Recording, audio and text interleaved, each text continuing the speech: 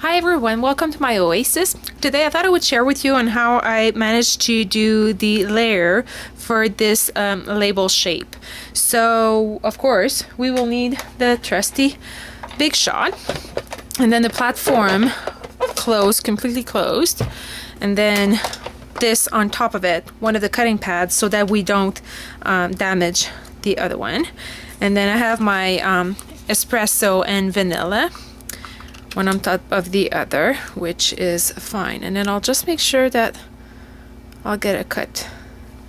I'll be able to have all the areas covered. And then my top cutting plate, then I'll just run it through. Once, I do apologize for the lighting. Then once you have your two shapes, I'll move this out of the way. And this shape of a die comes from the Apothecary Accent framelits. So it's item number 127003.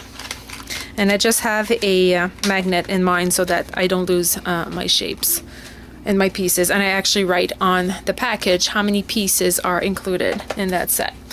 So now I have my top layer, and this will be the color that I will mat it on. So one way of doing it is I'll make it closer so that you guys can see a bit better. I'll zoom in. Here we go. So now the trick that I found is lining your paper snips flush to this edge here. You just cut this little area off of the shape, and then you'll just cut it in the middle. Doesn't really matter how straight it is. And then I'll zoom out so that you guys can follow. Here we go. So using adhesive, what you will do is just make sure that this little flat area here is lined up with this one, and don't go out too much, because those end pieces, not this one, but this one, is quite teeny.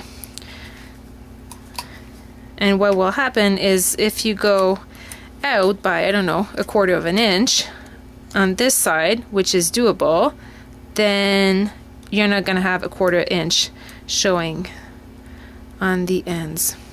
So it might look a little bit weird, and maybe this choice of color for this video is not the best. I do apologize. I'm looking in the little window of the camera as I'm trying to tape down my stuff. And then I'll just put a little tiny piece of adhesive here in the back.